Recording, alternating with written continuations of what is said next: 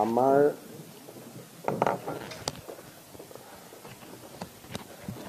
অসম চৰকাৰে অসমত বিনিয়োগৰ সম্ভাৱনা বৃদ্ধিৰ কাৰণে এডভান্টেজ অসম আমি অনুষ্ঠিত কৰিছিলোঁ আৰু তাৰ পিছত অসমত বহুখিনি বিনিয়োগ অহা আমি দেখা পাইছিলোঁ।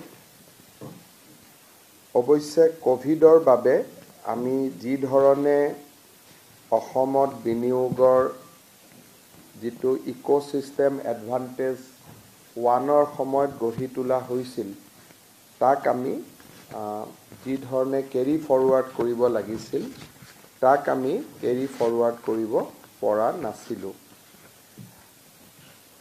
যদিও আমি ইনভেষ্টমেণ্ট সামিট পতা নাছিলোঁ, কিন্তু যোৱা 4টা বছৰত ৰাজ্য চৰকাৰে লোৱা বিভিন্ন প্ৰচেষ্টাৰ জৰিয়তে অসমত বহুখিনি বিনিয়োগ আহিব আৰম্ভ কৰিছে আৰু গোটেই ভাৰততে গুড গভৰ্নেন্স আৰু এটা গুড ইনভেষ্টমেণ্ট ডেষ্টিনেশ্যন হিচাপে অসমৰ এটা নেশ্যনেল ইমেজ এটাও যোৱা কেইটামান বছৰত যথেষ্ট বৃদ্ধি হৈছে।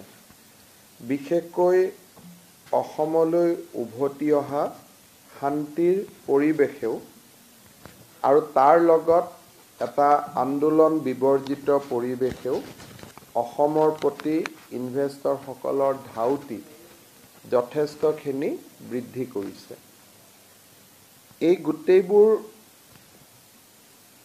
সময়ৰ সুবিধা আগত ৰাখি আমি অহা 24 আৰু 25 ফেব্ৰুৱাৰী তাৰিখে এডভান্টেজ অসম তাৰ যিটো দ্বিতীয় সংস্কৰণ সেই দ্বিতীয় সংস্কৰণ আমি গুৱাহাটীত অনুষ্ঠিত কৰিব বিচাৰিছোঁ আৰু এই দ্বিতীয় সংস্কৰণটোৰ আমি নাম দিছোঁ advantage Assam 2.0 investment and infrastructure summit 2025।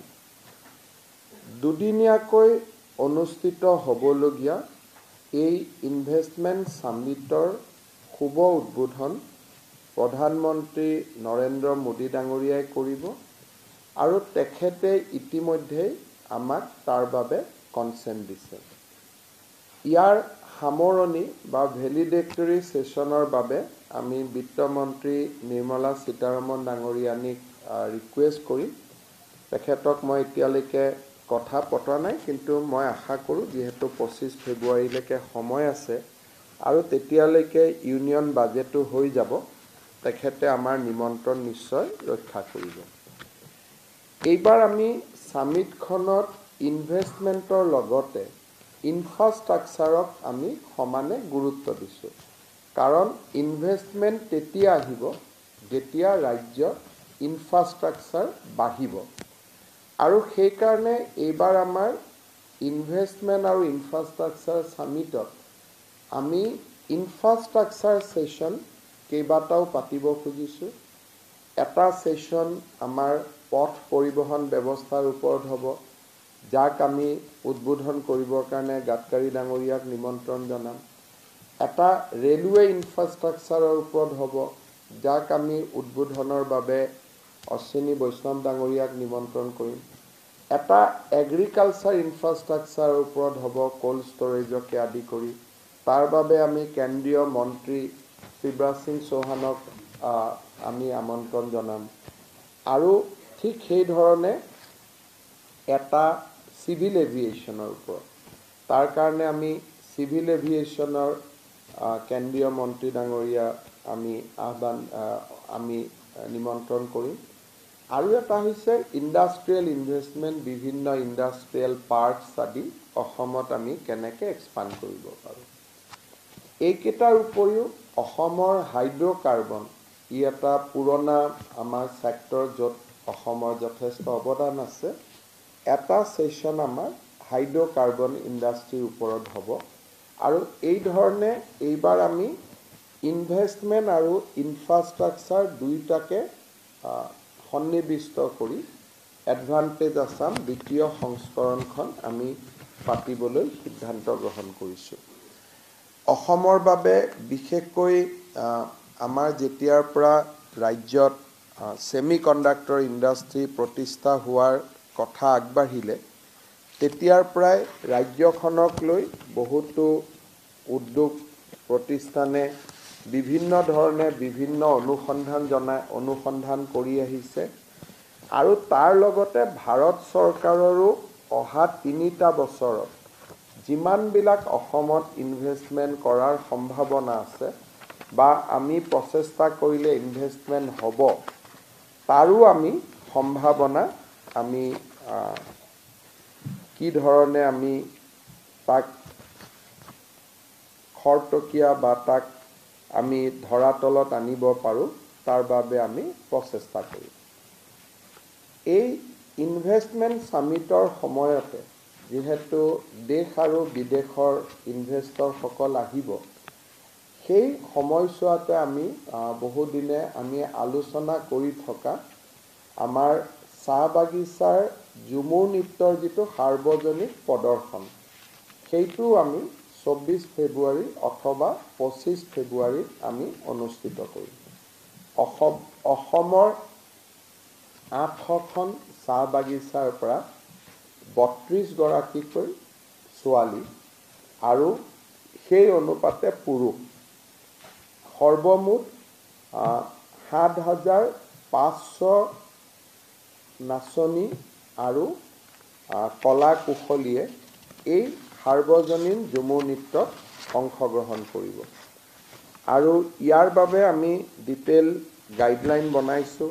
Master trainer workshop, LAC level workshop, district level performance, তাৰপিছত তেওঁলোক গুৱাহাটীলৈ অহা তেওঁলোকৰ ৰিহাৰ্চেল আৰু ফাইনেলি 24 অথবা 25 তাৰিখে সেই ইনভেষ্টৰসকলে যাতে অসমৰ বাৰে ৰহণীয়া সংস্কৃতিৰ এটা ঝলক বা আমাৰ চাহ বাগিচাৰ গোটেই ঝুমুৰ নৃত্যৰ বিষয়ে দেখা পায় সেইবাবে আমি এই ইনভেষ্টৰ সামিটৰ লগতে ৰজিতা খুৱাই আমি ঝুমুৰ নৃত্যৰ সাৰ্বজনিক যিটো প্ৰদৰ্শন তাকো আমি কৰিবৰ বাবে সিদ্ধান্ত লৈছোঁ। তৃতীয়তে ইনভেষ্টমেণ্ট সামিট এইবাৰ আমি বহুত ব্যয়বহুল কৰিব খোজা নাই। আমাৰ চৰকাৰৰ 3টা প্ৰতিনিধি দল 3টা ছেগমেণ্টত 3খন বিদেশী ৰাষ্ট্ৰলৈকে ছিংগাপুৰ আৰু জাপানলৈকে এটা প্ৰতিনিধি দল, এটা প্ৰতিনিধি দল আমেৰিকা, এটা প্ৰতিনিধি দল ইউনাইটেড কিংডম আৰু ইয়াৰ যিকোনো এটা প্ৰতিনিধি দলে যাওঁতে ডুবাই। অৰ্থাৎ আমি বহুত বেছি 16-20খন দেশত আমি যাব খোজা নাই যাতে অলপ গোটেই ব্যৱস্থাটো সংকুচিত হ'ব পাৰে। সেইকাৰণে আমি এটা প্ৰতিনিধি দল ছিংগাপুৰ, জাপান, এটা প্ৰতিনিধি দল আমেৰিকা যুক্তৰাষ্ট্ৰ, এটা প্ৰতিনিধি দল ইউনাইটেড কিংডম আৰু ইয়াৰ যিকোনো এটা প্ৰতিনিধি দলে ডুবাইত অন দ্য ৱে আমাৰ ৰোড শ্ব' তেওঁলোকে কৰিব আৰু দেশৰ আমি গোটেইকেইখন মেট্ৰপলিটন বিশেষকৈ মুম্বাই, নতুন দিল্লী, হায়দৰাবাদ, বেংগলোৰ, চেন্নাই, আহমেদাবাদ আৰু কলকাতা এই 6খন জাগাত আমি অসমৰ ইনভেষ্টমেণ্ট সামিটৰ ওপৰত আমি 6খন ৰোড শ্ব' কৰিম যাতে লিমিটেড হয় আৰু থিম অৰিয়েণ্টেড হয় আৰু ইয়াৰ লগতে যিহেতু আমি ইনফ্ৰাষ্ট্ৰাকচাৰৰ কথা আলোচনা কৰিছোঁ ইয়াৰ মাজতে আমি ভূটানলৈকেও যাম কাৰণ আমি কেইবাটাও টেকনিকেল ৱৰ্কশ্বপত আমি দেখা পাইছোঁ যে ভূটানৰ পৰা নামি অহা পানীক আমি অসমৰ জলসিঞ্চন আৰু জল যোগান এই দুইটা কামত আমি খুব ধুনীয়াকৈ ব্যৱহাৰ কৰিব পাৰোঁ। ওদালগুৰি জিলাৰ বহুকেইটা স্থানত আমি ভূটানৰ পৰা নামি অহা পানীৰে জল জীৱন মিছন আঁচনি আমি কৰিব পাৰিছোঁ। ইয়াৰ পিছত আমি ইয়াক টেকনিক্যালি এসেস কৰোঁতে আমি দেখা পাইছোঁ যে ভূটানৰ পৰা নামি অহা পানীক আমি যদি জলসিঞ্চনৰ কামত ব্যৱহাৰ কৰিব পাৰোঁ তেতিয়াহ'লে বছৰটোৰ আটাইকেইটা মাহতে নামনি অসম আৰু বিশেষকৈ বিটিআৰ অঞ্চলৰ খেতিপথাৰসমূহত পানী আমি 365 দিনে আমি ৰাখিব পাৰিম।